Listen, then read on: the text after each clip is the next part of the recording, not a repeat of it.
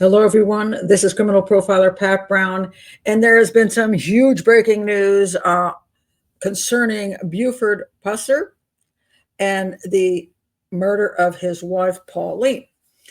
And what has happened essentially is that, in case you are never familiar with the movie Walking Tall, which was a pretty good movie, which I actually had never seen until just a couple days ago.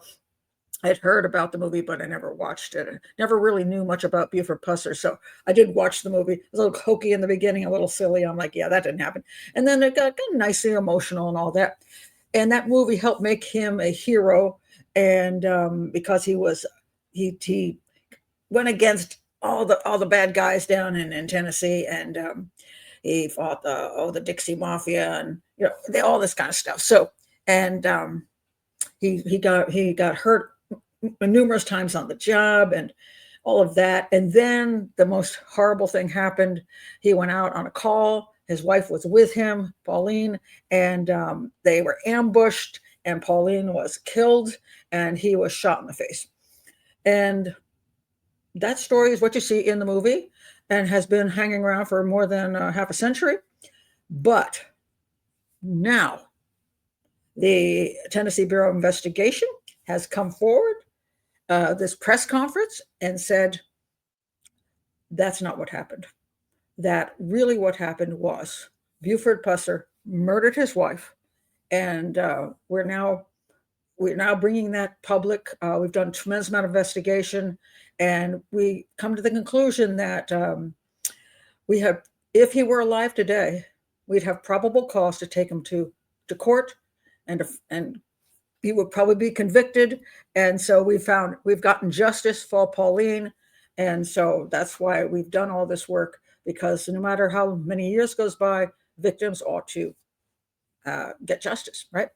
I'm going to remind you, if the ambush really happened, and they're saying the ambush never happened, that he staged the ambush and killed his wife and staged an ambush and shot himself in the face. But if it really had happened, then he would be a victim too. So he would also deserve justice. But as of now, they're saying that ambush never occurred.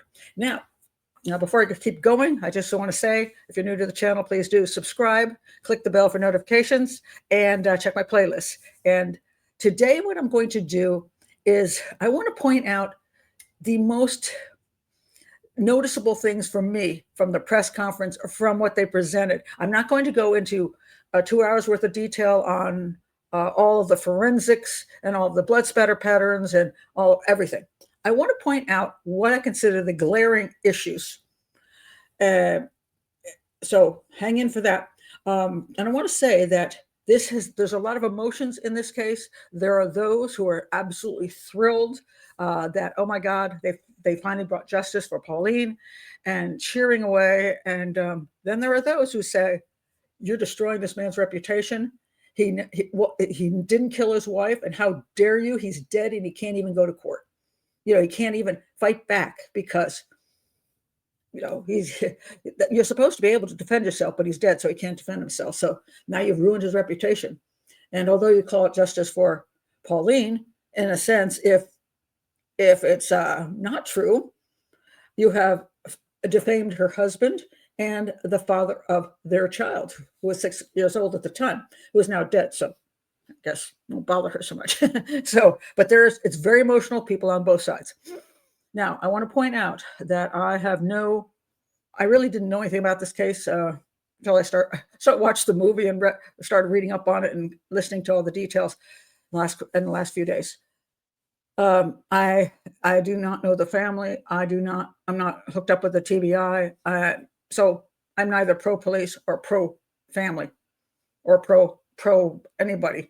I'm just here to look at the evidence and what was presented and tell you what I think about it. Okay, now before I go further in the different parts of it I want to talk about, I do want to read a little bit about the case, because some of you are here. A lot of you coming here absolutely know what I'm talking about and know this case like through and through. But just quickly, I'm going to try to read from ABC News. Famed Tennessee sheriff who inspired Hollywood movie Walking Tall is implicated in his wife's murder. Long believed that he was shot and killed in an ambush. And so, she was shot and killed in an ambush, and he was injured. A Tennessee Bureau investigation report uncovered, quote, inconsistencies in Buford Pusser's statements to law enforcement and to others. District attorney, this is a district attorney, his name is Mark Davidson. This is a press conference that was, I think, last week.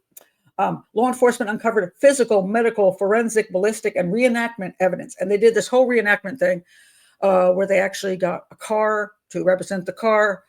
They got these heads, these dummy heads that were put in the car for him and her, and then they shot at the car with the weapons to prove what could have happened and what couldn't have happened. A crime reenactment, which I highly approve of crime scene reenactments, because I think if you don't do them, you may have no clue if it could work or it couldn't work. And I'll get to my whole opinion of the crime scene reenactment. And anyway, everything they did contradicted the McNairy County Sheriff's account of his wife's 1967 murder. All right. But he died in 1974. He died in a car accident. So he's no longer here, and he died a long time ago. Davidson says, the case is not about tearing down a legend. It's about giving dignity and closure to Pauline and her family and ensuring the truth is not buried with time. That's commendable. I mean, the truth should never be buried. If we can find out the truth on anything, we should. But we do want to make sure it's actually the truth. Just pointing that out. So anyway, the basic story goes like this. The sheriff reported that his wife volunteered to ride along with him in the dark, early morning hours on a disturbance call. He claimed that a car pulled up alongside and fired several shots toward them, more than several shots, a whole pile of shots, killing Pauline and injuring him in what he claimed was an ambush intended for him, carried out by unknown assailants. Well, he had some ideas who the assailants were, but there were actually two ambush scenes, a first one and a second one. And I'm not going to get into too much details on that. I just want you to know. He claimed there was an ambush or ambushes, and his wife was killed during that. And he was shot during that. The sheriff, who was also shot in the ambush, recovered from his injuries and no no charges filed. All right. Investigators now believe Pauline Pusser was shot outside the vehicle and then placed in the vehicle, which is not what Buford Pusser has told investigators at the time of the murder. In other words, he said they shot into the car and shot her in the head. She said she in the car. And now they're saying that this didn't happen in the car. The outside of the car, he shot her. And then he shot himself so that he would look like he was also a victim. And that after he shot her, he put her in the car, and then I guess he shot himself, whether it was outside the car or inside the car, he shot himself. And then somehow shot up the car too. So, and I'm going to get to the point of no one will come forward. Davidson, TBI, other profilers, anybody talking about this case, I haven't seen anybody come through with a scenario of what they think actually happened, because they did a crime scene reenactment. I want to see a crime scene reenactment of what you think happened outside that car when he was shooting her. And what did he do? How did this all work? And nobody has come forward with that. And that really bothers me, because if you're going to say one scenario isn't true, but the other one is, why don't you detail the other scenario and tell me what the evidence is to support that? Why one and not the other? Is it because you don't know what the other one is? And that doesn't make you look too good. So you got to do both sides of the reenactment. Anyway, so a new autopsy also revealed cranial trauma suffered by Pauline Pusser does not match crime scene photographs of the interior of the vehicle she was allegedly killed in. And that's questionable that's true. Blood spatter on the outside of the vehicle, which there was, also contradicts Buford Pusser's account of the murder. Not necessarily totally true, and I'll get to the blood spatter pattern issues on the outside of the vehicle. All right, and then the forensic investigator also determined a gunshot wound to Buford Pusser's cheek was close contact wound, not a long range as he described, and was likely self-inflicted. Well, if you're going to say likely, that's not absolutely. So one of the problems I'm having is with this case is that when you're going to say that this is what happened and you had probable cause, you have to have more than likely. You have to have evidence that says this is what happened, not it could have happened. Because there's a lot of cases where things could have happened, but we don't know that they did happen. We may be suspicious that they happened. It's like, I'm pretty sure, but I can't prove it. Well, if you can't prove it, you can't go to court. You have to have enough to prove it. And if you say likely, then you got a problem right there. All right. So anyway, that's the basic stuff. This one also is interesting. The autopsy also revealed that prior to her death, she had a nasal fracture that had healed, most commonly caused by interpersonal trauma, said Davidson. Okay, when he said that during the press conference, I was like, what? Okay, she had once a fracture of her nose. Didn't happen during this thing or right before this. It was something that had healed. And it is most commonly caused by interpersonal trauma. It's also caused by getting hit with playing sports and getting hit in the nose. It's also when you trip and smash your face into the counter in the kitchen or fall down the stairs. It can happen when your kid kicks you in the nose. There's a lot of ways you can get a fracture of your nose, and domestic violence is one of them. But it's not this. They're putting this in there so they want you to start with the concept that he was a domestic abuser, and that's why he killed her.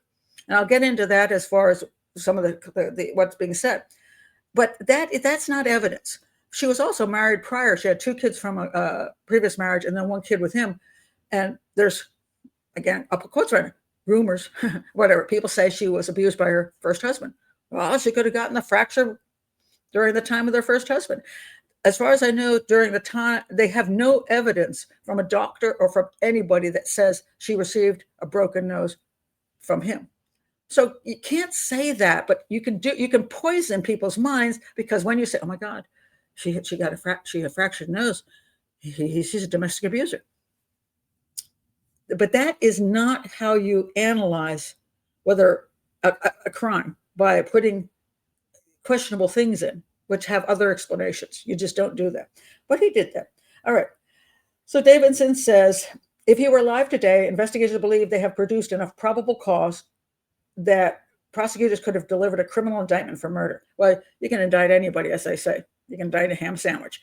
Can you prove it in court? And he can never prove it in court, because it's never. I think some people have said, the pro Buford people have said, well, they ought to sue for libel, essentially, and take them to court and have them prove this damn case. I would like to see that, actually, because I think he deserves his day in court. If you're going to say he killed his wife, at least he deserves his day in court, not just your investigation says this. Because I'm going to tell you, there's a bunch of people in this investigation, a medical examiner and this person. We always know you can have experts on both sides. So we're only seeing the experts on the prosecution side. We aren't seeing experts on the defense side. So we don't know we just don't know whether we're getting a slanted viewpoint. That's reasonable. All right. So then Davidson says Pauline's death was not an accident. Well, we all knew that. Not an act of chance. Oh, act of chance? I'm not sure what that even means. But based on the totality, and I do love the totality of evidence, the totality of the TBI investigative file, an act of violence. Now, first of all, it's the TBI investigative file, not the totality of evidence. There's 2 different things. The totality of evidence is stuff that can support what happened, and you can come to a conclusion and take somebody to court and prosecute them because the evidence proves it. A totality of an investigative file depends how you want to interpret the investigative file, and an act of intimate violence, which means, again, intimate. He's saying domestic abuse. All right, so that's the basics on it. All right, I want to get now to where I start having some issues with how this is presented. And again, I am not on either side. I'm not. I just want to know. I'm just looking at the evidence, what they presented. Now, there's a 1,000-page report over that's not publicly available online. things that say, oh, there's an audio tape, but there's no transcript. And if you want to drive down to Tennessee, you can view this stuff. So I should say, hey, everybody, send me a super thanks. Say what do you want it for? Send me some money for Profiler Pat Brown at PayPal, Venmo, or Cash App, and I'll come down to Tennessee and look all that crap up. But it's 1,000 pages. One has to go down to Tennessee for at least a week, and go through it all, as long as you can get in to see it all. And they say this, I just don't know how accurate it even is. Just saying. Eventually, I hope they put everything online. Why not? I know they're going to redact some stuff, but put it online so we can read every shred of it, because I don't know what you got in that report. And when you have a 1,000-page report, usually about 950 pages of garbage. I'm just saying. I've worked enough cases, gone in, and you can bring out boxes of stuff, and it's, most of it's just not necessary. It's just stuff they went through. And they did their work, but it doesn't mean that the information on these pieces of paper have anything to do with anything. So I'm going to say 950 pages is probably nonsense, and 50 pages means something. So anyway, all right. So let's go to the basic story of why she went in the vehicle with him. This is a big issue as before we get into the actual time or the shooting begins, whether it begins as an ambush or whether he's just shooting his wife and then shooting himself and staging everything. Supposedly he gets a phone call about 4:30 in the morning. I don't edit, so I think it's around there. And it's a call. It says, hey, something's going on. He's getting in the car, and she decides to go with him on a ride along, essentially on a call. And and as they go down the street, they go down the road toward this call. That's when they get ambushed. So Buford basically saying that the call was to ambush me. That she was supposed to be along is a whole different matter. I don't think if it was a true ambush, she was not the target. He was a target. She would have been, unfortunately, in the car. He said something later with like, what was the statement he made? Like, I shouldn't have done it. Something like that. And again, one of the things I want to point out about this case is almost nothing is absolute statements. First of all, most of the files were lost. And so a lot of stuff that exists today is hearsay. Somebody said, so-and-so said something. So I don't know that he said this just because somebody said he said it. Okay. But if he said this and they thought it meant he killed her, I shouldn't have done it. Could have mean that he shouldn't have let her ride along with him, because by letting her ride along with him, she got killed. Now, unless I got comfy here. Now, people who believe that she was murdered by Buford will say that she never went on calls with him. And who would go on a call at that hour early in the morning? And her kids were at home. There were 3 of them, but there were also people there to watch them. I think the grandparents were there. So that she could leave them was not a problem. So I don't think that's an issue. But why would she go on this? Why would she do this? She never did it before. Why is she doing it?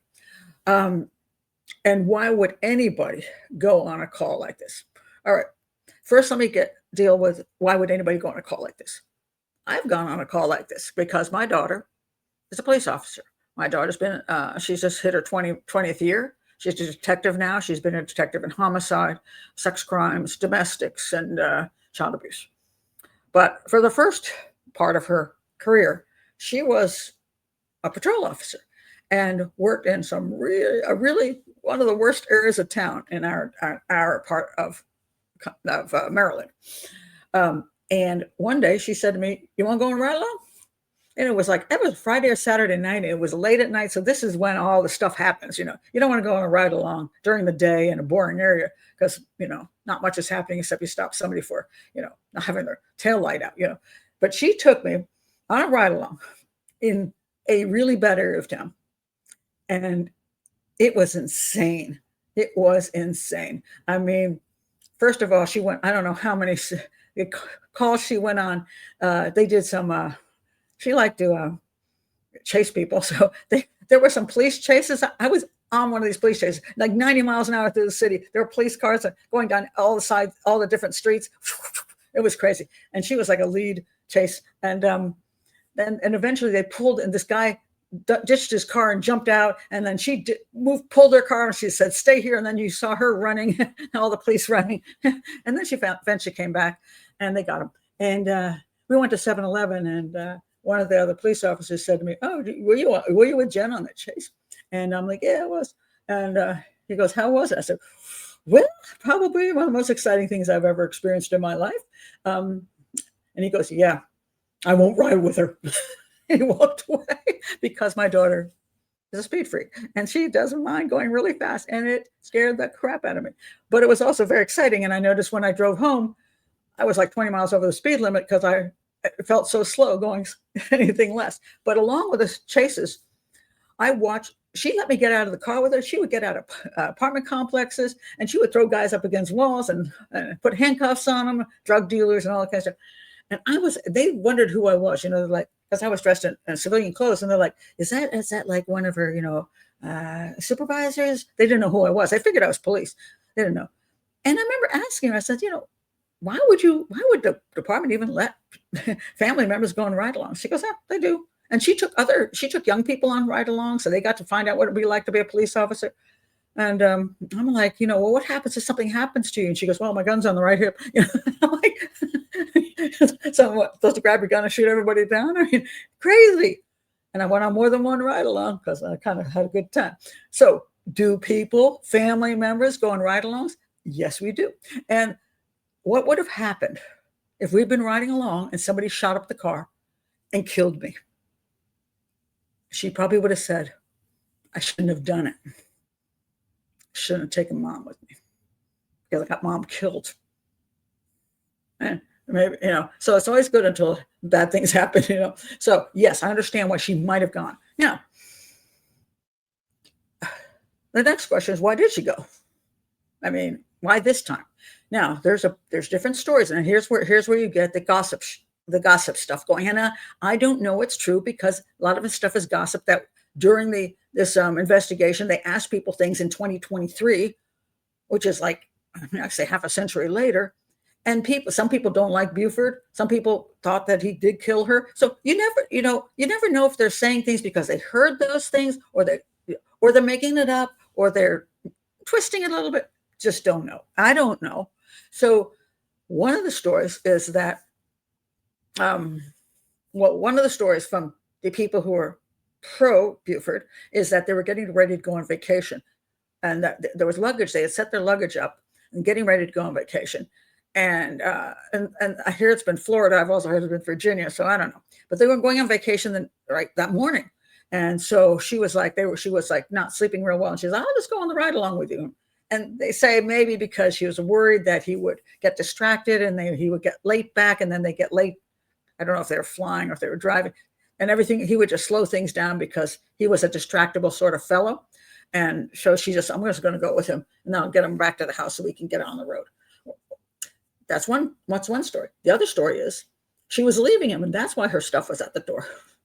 And somebody even said that she would come to work in more than one outfit. So she would come there and take one of the outfits off and store it with the idea that she was going to get all these clothes out of the house without him knowing, so she could then leave him without him being aware of it. Well, if that's true, why the heck is her luggage at the door? That doesn't make quite sense, but okay. Some people said that she wasn't even at home. She was at a hotel. And if she was at a hotel, why would she go in the car with him? He left from the house. There's no information that he went to a hotel to pick her up. So I think that's nonsense. So I think she did. She was at home. She got in the car with him. There are those who say now this claim is that the dead daughter, who was 6 at the time, said that they were fighting, and like she was like, "I'm going to leave you," and he's like, "You can't leave me," and like, or maybe I'll kill you if you leave. I don't know what the whole story is, and I don't know where again what the words were, if it's even true. But anyway, so the 6-year-old supposedly hears this. I don't know what happened to the older kids, but anyway, so then she's got her bags ready to run away, and I guess he'd have to put a gun to her head and say, "Get in the vehicle. You're not leaving me." He had to force her into the car. and then drive away with her, maybe trying to convince her to stay, or maybe because he had every intention of killing her. So take your pick. I think she was at home. She got in the vehicle. Did she get in the vehicle because she was going to do a ride? Oh, the other possibility is supposedly her husband was cheating on her with a woman named Pearl. And that seems like it might have a bit of truth to it. So the other possibility is that he's like, I got to do this. I got to do this little run. And she's like, yeah, I bet you're seeing the woman. So she goes, I'll go with you, because she didn't really believe he was going on a real call, right? So she jumped in the car because she thought he was going to see his side piece, and that's why she went. And I think that could be very reasonable. But and then they could have gotten an argument on the way, and she could have said, see, I knew you were going to go see your side piece. It's not really a call. And then he got mad at her and dragged her out of the car and shot her. Or she thought he was going to see a side piece. She was in the car and they got in an ambush. Or she just wanted to do a ride along. See, there's all these stories. Don't know which one is true. Okay, so that's that. Now let's go on to the ambush scene. Well, I want to talk about the reenactment. So they're going to do a reenactment to prove that the ambush couldn't have happened that way that it did. All right, so the first thing they do is they get a car to use as the ambush, as the car that was ambushed. All right, so that would be, okay, this one. All right, so now this is the real car. This is the car they chose to use as the stand-in. I think somebody said it was a Cadillac. This is a Plymouth Fury. How cheap are you dudes? I mean, come on now. If you're going to do a real reenactment, you want the windows the same size. You want, you just want it to look like the same damn car. I don't know how many Plymouth Furies are out or how much they cost, but you're going to do something this big, get the real car. Okay. I understand this whole point because I had a case where a young man was found shot in his car with a shotgun. My parents came to me and said, the police ruled as suicide. We think he was murdered in the car with that shotgun and from the back seat. And he didn't commit suicide. So I was asked to prove this. Well, just out of sheer luck, I actually had the car.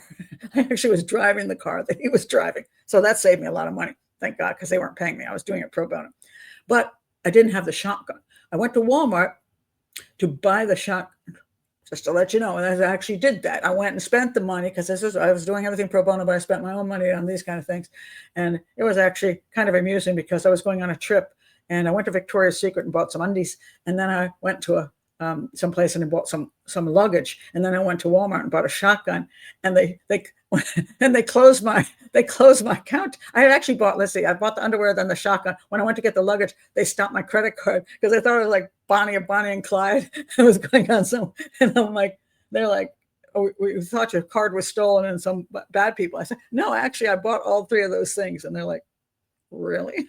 In the same day. So anyway, I did buy the shotgun. So then I went back to my house and I asked my teenage son, he was a teenager. No, he was grown. He was at least grown. He was adult. And I said, excuse me, do you mind coming and sitting in the driver's seat so I can shoot you in the head? And he agreed. And it was an empty shotgun. So, and he checked that, make sure he wasn't going to get killed. And I made sure he saw that. And then I got in the vehicle. I had him hold the gun in every position I could come up with. And this is important. Every position I could come up with. And I had him move his head in every position. I said, put your head here, put your head here, put your head here. Then I got in the back seat with the gun. And I went through all kinds of positions because unless you try everything, you can't say that something doesn't work. I was able to prove, at least to the family never accepted.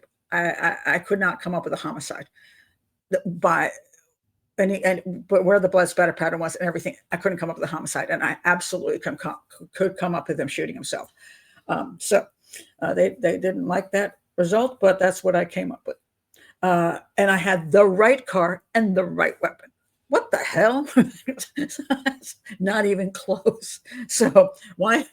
That just cracked me up. So anyway, they got these things, and now they're going to reenact how this ambush, they say, that they're saying went down. And okay, let me find you some pictures here. Okay, so so this is them shooting at the car. Now, mind you, this statement, Buford Pusser's statement, was that the car that shot at them came up beside them on the road. This is not beside them on the road. This is somebody standing quite a ways away, shooting straight into the car. Now, one of the things I want to point out, which drove me nuts, is there's a couple different views. Here you see again shooting into the car. Now you'll see the back window is shot out. So I don't know if at some point they did shoot out the back window, because in reality, the back window did have a shot through it. What's important about this is, if you're going to reenact again, you should actually drive another car up next to it and hold your gun out of the car as if it were happening that way. And then you can start further back, and then you can move the car up bit by bit by bit by bit, because you want to see what happens if you shoot through the back window. In other words, see if I can get it. Okay, this might work. Okay, so no, how about this? Okay, so here's the gun. If they're moving, coming up, bang, bang, bang, the trajectory is going to be like this. No, not quite like that. Like this. I can't get my finger to work. It's very hard when you have a green screen behind you. How about this? I'm going to move my finger up. Something like that. I can't. It's funny. It won't work. But if you're here, you go bang, bang. Then you go bang, bang here. Then you go bang, bang here. And you can even, the car could even be passing and they could be turning and shoot this direction. Bang. So they could go from here backwards, because you can go as you're going by. I don't know that they did all of that, and they should have done all of that, because that's important, because the trajectory can be in all kinds of different directions. Now, Pauline was sitting on the passenger side and Buford was sitting here. And essentially what happened was she got shot. This is the ambush side of it. She got shot at least in the back of the head, where it blew out. I'm going to figure out which way it goes now. Blew out the left side. So she got shot here and this blew out. But there's also a pile of stuff missing on this side as well. So the claim is that seems like TBI wants to say is that she got shot in the back of the head and that was it. But actually the statements are, we can't tell how many shots actually there were. One, at least one, if not two or three. And there could be one through the forehead, because we're missing pieces of the skull. So since we're missing the pieces of the skull, we can't really tell if all of them, if it was 1, 2, 3, or 1, 2, 1. We just don't know. And don't say you know something when you don't know it, because that's important. Whenever I've been working on a case, if I don't know, I just don't know. And that's what I will say. I don't know. So let me pull up her. Okay. So here's her. This is one picture of her skull. I'm going to show one. So this is where the hole is, and this is where it blew out. Oh no, I'm sorry. Where'd that hole go? Maybe it's this hole. This is the hole about here, and this is area that. But the other side is also. So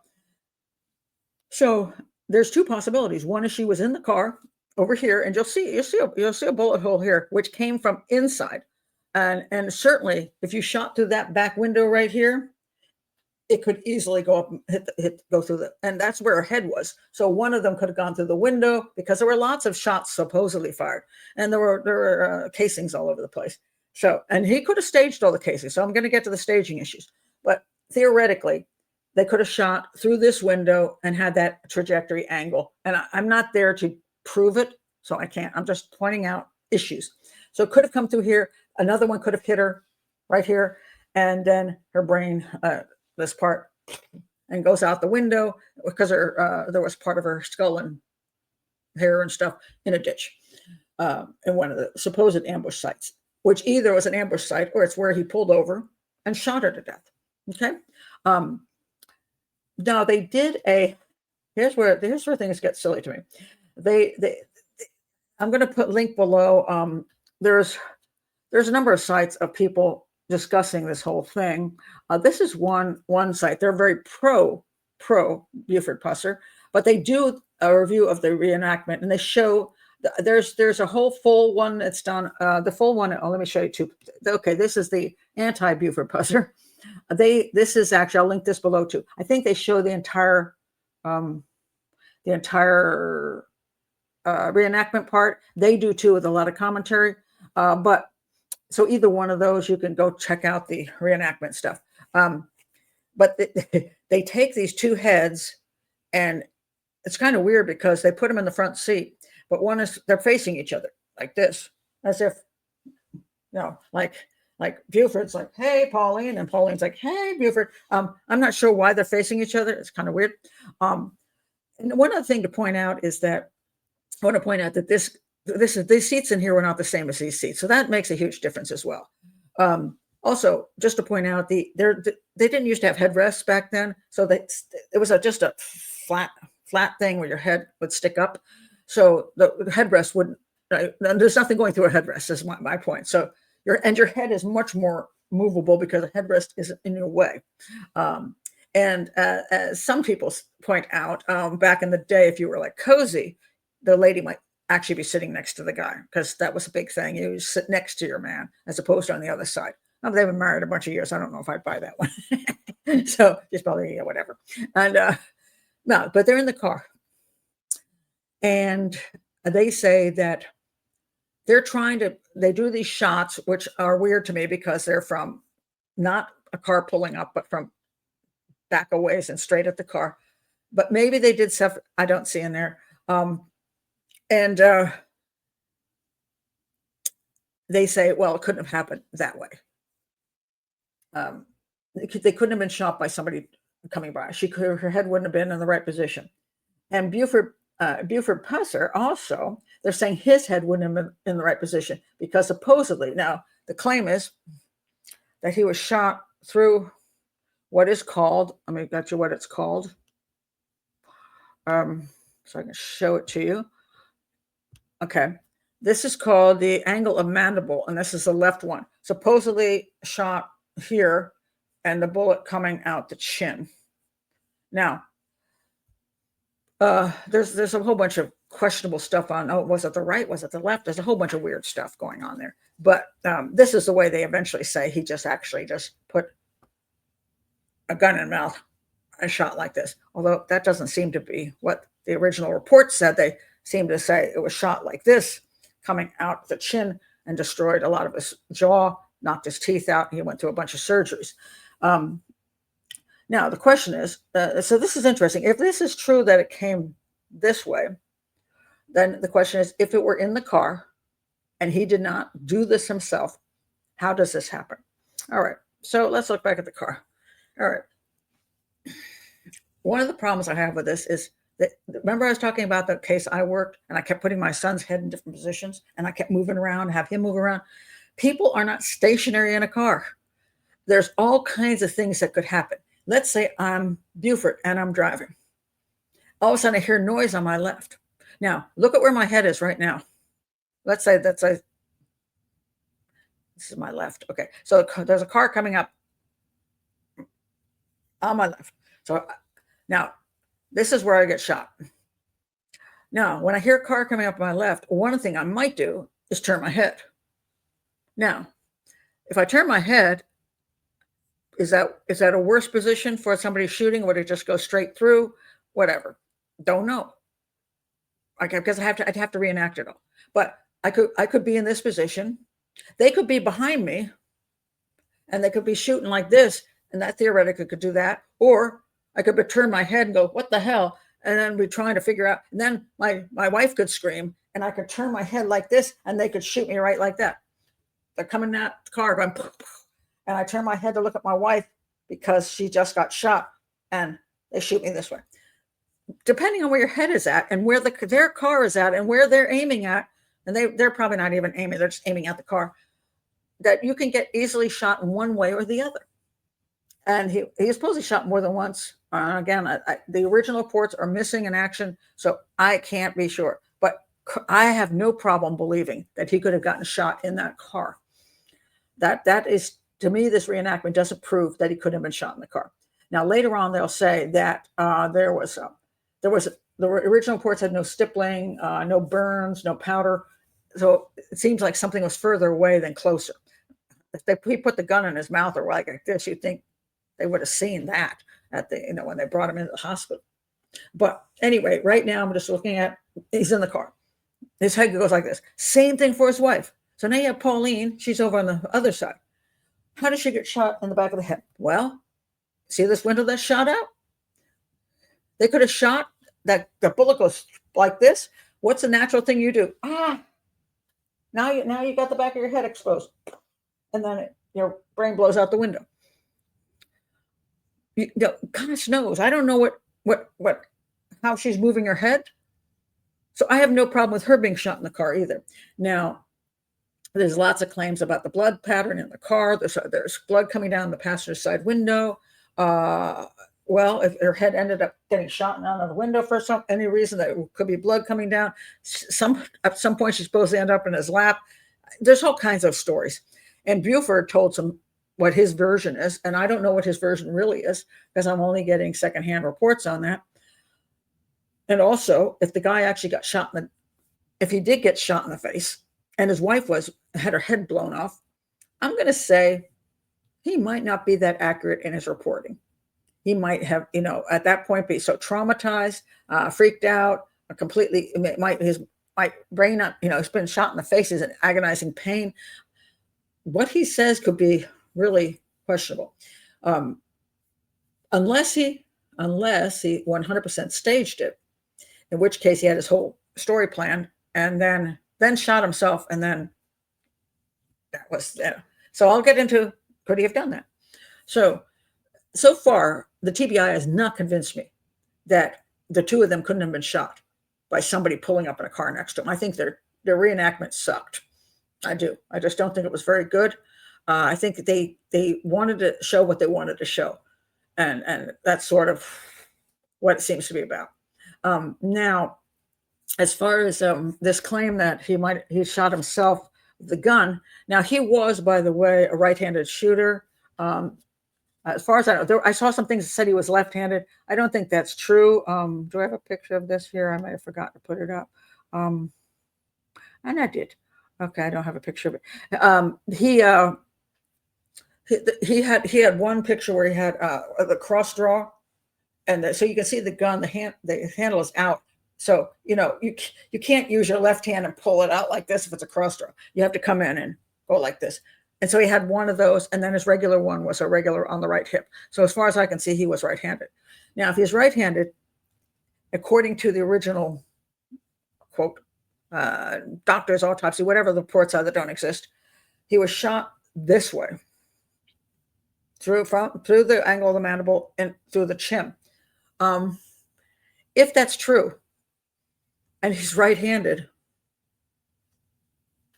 he can't do it with his right hand. He would literally have to put the gun in his left hand and say, I'm going to fool those people because I know I was in the left-hand side of the car. So I'm going to have to make it look like they shot me this way. He's smart enough. He could do that. Okay. So now he puts in his left hand. He shoots. He could do that if he's planning that out. This story doesn't even make sense to me at all. I'm sorry. And I guess the reason they're saying that is that they're trying to say that he's right-handed. He goes like this, and the concept is it's only going to blow a hole in his cheek and not interfere with the rest of his head. Get out of here.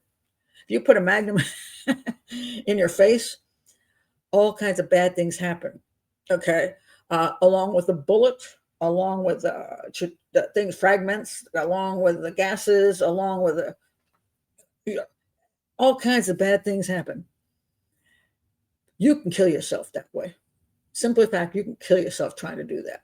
This, you especially can try to kill yourself. If he did that, wow, okay. If you'll notice, if he actually did it himself, the trajectory goes down and coming out of the chin. You're trying to do this. This is where you've got arteries. This is where you end up bleeding out in like 1 minute. You also break your teeth. You're all kinds of. You die. You can die really quickly. Even if you didn't shoot your brain out, you're shooting out you're causing so much damage to your face and to the arteries here, that you could easily just bleed out really quickly. And even if you just do the thing in your cheek, that's stupid. I mean, really stupid. So if you want to pretend you were in a shootout, I would be shooting myself in the shoulder. I'd be in that car. Okay, they would be shooting at me. I'm going to pretend I was leaning over, and I'll take the gun, and I'll shoot myself in the shoulder, because the worst that'll happen is I'll have a damaged arm. I won't die from it probably. I could shoot myself in the leg the same way. Usually, when you see people fake stage something, they usually shoot themselves with something that's not going to kill them. Shooting yourself in the face usually is a bad idea, and he knows about bad ideas as far as a gun. He knows his guns, and he knows what happens with guns. I have a real hard time thinking he shot himself in the face. Just unbelievable. Now, could he have been trying to semi-commit suicide? He just killed his wife, and now he's realized what he's done, and he says, "Oh, they're going to come and get me. Well, I'm just going to shoot myself in the face. I'll either die, or they'll think it was an ambush." Could he have done that? Yes. In that kind of desperation, he could have done that. So I can't take that off the plate. And meanwhile, after he shoots his wife, so here's where nobody will tell you anything. So if he shot his wife outside the vehicle, where brain and skull ends up in the ditch, that would be I think that's the first ambush area. So he gets angry at her, pulls her out of the car. Maybe she tries to duck. He shoots her with some weapon. And so all these things are questionable what weapon he's using. So I'm not going to even get into all the different weapons, long guns, magnums, whatever. He shoots her, and then he's like, "Oh my God, I've shot her." And then he decides to stuff her into the car for the ambush issue. And what we don't see on the outside of the car is if somebody's bleeding profusely and you're trying to you're trying to move her, and you've got blood all over your hands, opening doors and shoving her in, you should see a whole lot of blood on that side of the car, which you don't see. So the concept that he stuffed her into the car doesn't really work for me. And then he shoots himself. Okay. Here's what I would do if I were him. And I'm thinking, if I were him and I wanted to say we were ambushed, you don't need to stuff her back in the car. All you have to do is say, "I was driving down the road and they started shooting at my car," and then you run around and you shoot some bullets into your car, right? And I pulled over and I said, "Get out, Pauline, get out," because you want her to hide behind the car, right? And then you're going to get your gun and hide behind the car with her, and you're going to shoot at the people, and you're going to protect your wife while she's hiding behind the car. And she's getting out of the car, and you're running to, you're jumping out with your gun, and she gets shot, and you get shot in the face. And so she's dead on the side of the road. You're shot in the face. You make a phone call, say, "Come and help. My wife they just ambushed us." That's a lot easier than shoveling her back in the car. And so I'm like, and again, don't shoot yourself in the face. Just shoot yourself in the leg, arm, whatever. Supposedly he had all these people that would protect him. Well, if you got all those people to protect you, you don't need to shoot yourself in the face. So far, nobody's come up with a reasonable scenario I think the only one just came up with a scenario that said this is how he could have done it. But I say the scenario doesn't really make sense to me, because I personally think he wouldn't have shoveled her in the car. I think he would have killed her on the side of the road, shot up the car, gotten rid of the gun, and then run back and then just shot himself in the leg and get rid of the gun somehow, shot himself in the shoulder, drive, whatever. He could drive a little distance, chuck the gun someplace, come back. Who knows? Or he could have said whatever. But you see, it's really, it doesn't really make a lot of sense to me. Now, there's one more issue, and this is the issue of the blood spatter on the car, and that's made a big deal of. There's this blood spatter on the front of the car, all right? A little bit on the windshield, but this is on the passenger side. This is blood spatter. And we have here, where is it? This one? Okay, so Buford Pusser, he has this. Okay, this is Mike Elam. He's the guy that has spent 20 years, trying to push that Buford Pusser is a horrible guy, was a crook, was on the take, was a wife beater, and all that stuff. And he wrote a book. This is his book. It cost almost $30.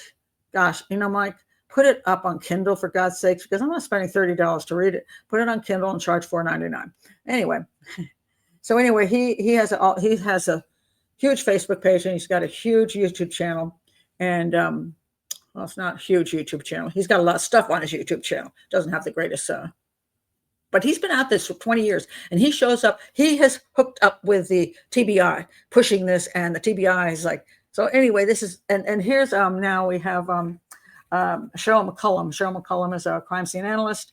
She's got Zone 7. Which, by the way, she also has him on Zone 7. So everybody's are all friends. You know, they're all in it together. And she has him on, and some of the other people who are saying this is, Buford Pusser killed his wife.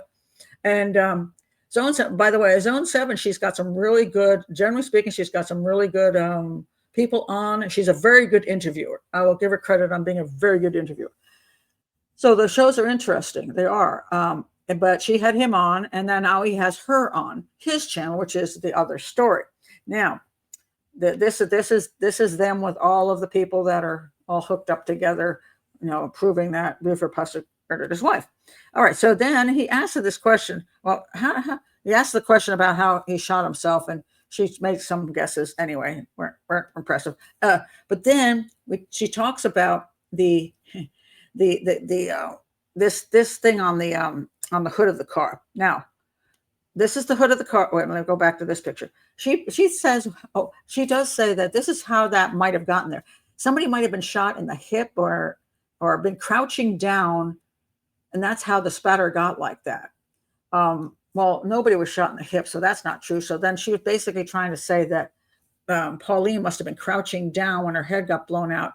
But I'm going to say, if she was crouching down behind that, in front of the car, and she had to be facing the car and get shot in the back of the head, there would be a massive amount of blood on that car and brain tissue and everything else. And that's not there. So I just don't understand how she even came up with that. And she also says all of the blood spatter pattern has tails on it. And the tails show the direction which the blood is coming from. So she says all the blood spatter here, every one of these drops has a little tail going toward the windshield, which means somebody was in front of that car, was shot, and then the blood went flying toward the windshield. All right. And then she says that this, what people thought was a spatter, is actually a bullet hole because of you see, it has a little ding in it, a kind of little white spot there. You can see it's a little more of a ding. She says that's a bullet hole. Well, first of all, these pictures suck. I mean, these pictures are very blurry. And it's very hard to tell what they're, and you can't get it. This is getting in close. You can't even hardly see what the heck it is. And there's no proof that wasn't there prior to the incident, or that it wasn't a ding from something else hitting it. There's no proof that's a bullet hole. Where's the bullet? Shouldn't the bullet be in the car then? But anyway, so I want to read you though. I'm looking at this going, where does she come up? Oh, she also says that he might have shot himself, and that's where he's leaning on the car. He's leaning on the car when he shot himself, and that's where the blood spatter comes from. Again, his whole face was like, you don't get just little blood spatters. You get a whole bunch of muck and dripping, all kinds of stuff. You don't get that kind of thing. But here's what the actual report says. Now, this is the report comes out. This is part of the TBI report, and they're showing the car there, and then this is what's written above it. Now, multiple stains of varying size and shape were observed on the passenger side hood of Sheriff Pusser's vehicle. It was reported that additional stains were present on the windshield adjacent to where the stains were deposited on the hood, but those were not visible to the examiner in the provided photos. In other words, they were so minor you couldn't see them. Collectively, the stains in the area were identified as A. There are a number of neat circular stains in that area. Neat circular stains means the blood is dropping straight down.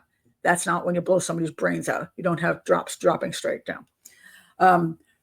Regarding the elliptical stains, those are the ones that are more like with the tails on them. The majority within that pattern orient in a manner in which the long axis of the stain is generally aligned with the long axis of the vehicle, indicating they were deposited by someone in front of the vehicle. Those that are actually that is true. Well, not exactly true. They came from somebody. It doesn't mean they were shot. It just means they came from that direction. because of this, the limitations of not being present at the scene and not having close-up photographs of the stains in this region, this is where it's important, potential pattern types for the observed stains include expiration pattern. Expiration pattern is when it comes out of you're like breathing. Projected pattern, impact pattern, that's a forward pattern. Cast off pattern, that's where you take your hand and you're like cast off. You might go, oh God, and then it flipped. The blood flips off your hand and goes. So you could be coughing because you're coughing blood. You could be sneezing, essentially, if you had a bloody nose or something like that. Wheezing, you could say this. And then there is also what they pointed out, and drip stains. That could be where you're holding your hand over it goes drip, drip, drip. Now, he did say, Buford Pusser, and it's again, all the statements are really questionable. There's two different stories. One is he never got out of the car, and the other story is he got out of the car trying to get a gun, and his face was already shot up, and so he went around the car. I don't know why he go around the front of the car, not the back of the car. So some of this makes no sense to me. And other one is he went around the car. It could be because he was trying to hide. I don't know. Anyway, and that he was opening up the door to check on his wife, and thought he could see her better from that side. Again, it's pre-dawn. Don't know how dark it was. So none of this makes any sense because I don't know the truth. I don't have absolute statements. So there was supposedly a handprint someplace on, I think it was in the back. So is it possible that he staggered around and his face was falling off and it went on the hood and then absolutely. And he, by the way, they try to, and this is questionable too. They're getting blood types A. I think he was O and she was A or something like that. A positive. I'm not sure. Anyway, I heard two stories. One is they couldn't actually identify anything that was inconclusive. Another was some of it was his. The other were inconclusive.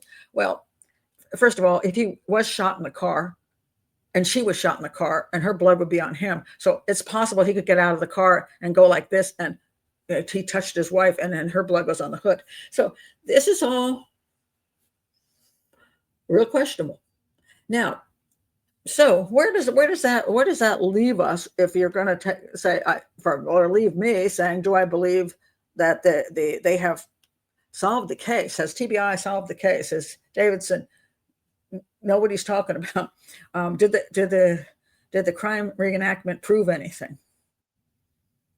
My opinion is no. This is so wishy-washy. There's wishy-washy stories about she wanted to leave him. There's wishy-washy stories that he abused her. And the fractured nose doesn't prove a damn thing because we have no idea where it came from. Then why she got in the car, we don't know. Could be a bunch of things. She could have known he was cheating and said, hey, I'm going with you because I don't want you hooking up with her. Who knows? So then we get down to none of that is really provable of anything. So then you come down to actually the actual moment of the crime scene, whether they got shot up in the car or he got her out of the car and shot her up and then shot himself. You can believe what you want to believe. I find the story of him shooting her outside the car and then staging the whole thing, having to shoot up the car. I don't know what weapons he would shoot up the car with. They never identified matching him. I find it a stretch. I find it much more likely that indeed somebody came by and shot him up. That's why, that he would shoot himself in the face and end up with going through quite a few. I've heard 18, 14. Anyway, lots of surgeries. He's in the hospital a long time. So it wasn't like he walked in the hospital, they threw a Band-Aid on him and he walked out. He was messed up. He needed he needed surgery to reconstruct his face. And people say, oh, but he looked great later. Well, gee, they did a good job, Would a guy who likes ladies want to shoot his face out and ruin his whole future? I mean, I have a problem with him shooting his face up. So I personally do not think they proved that they both couldn't have been shot in the vehicle. I don't see that they proved that at all. And if they didn't prove that at all and can't even come up with even a reasonable scenario outside the car, and the blood on the hood doesn't prove anything either, you got nothing, TBI. And I think it's atrocious that you would say you have enough you would have enough to go to court and prove that he murdered his wife when it's so, the totality the totality of the evidence is not there. All we have is the totality of what you're trying to tell us and trying to get us to believe.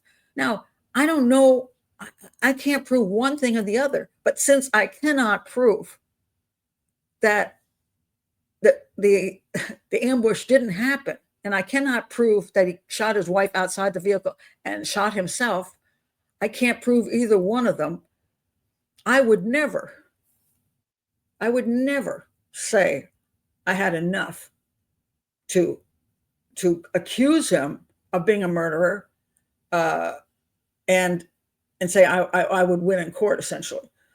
I think that's horrific. I don't know what the whole agenda is here, but I mean, what they should have said is we did reenactment and we have some thoughts about it, and that's that.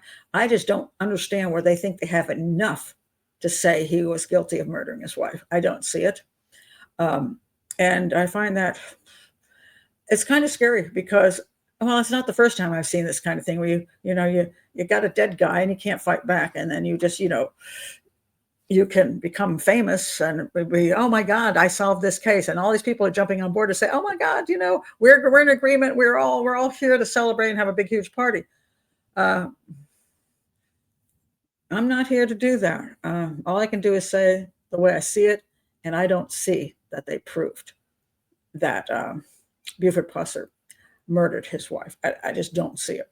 So put your comments below. One day I may do a really long haul on all of these different issues, but I wanted to bring out the most important ones that I think just are good examples of why we shouldn't jump to the conclusion that the TBI has proven that Buford Pusser is a murderer, and any justice has been done for Pauline. I think it's nonsense. So anyway, those are my thoughts. Yes, again, be nice in the comments. A lot of people are very emotional about this case. I'm not, because I don't have one way or the other about Buford Pusser. I'm not from the area. I just saw the movie, so I'm not like, oh my God, I love him so much, or I hate him so much, and I don't have any of that going for me. So, and if you do, please try to keep your emotions out of it and just talk about the evidence and what the evidence proves or doesn't prove, and we can have a discussion about that. And if you want me to do more on this at some point, maybe I will. Depends what mood I'm in. So, because yeah. So anyway, thank you for being here. I appreciate it, and I hope I made some things useful and clear to you. Bye-bye.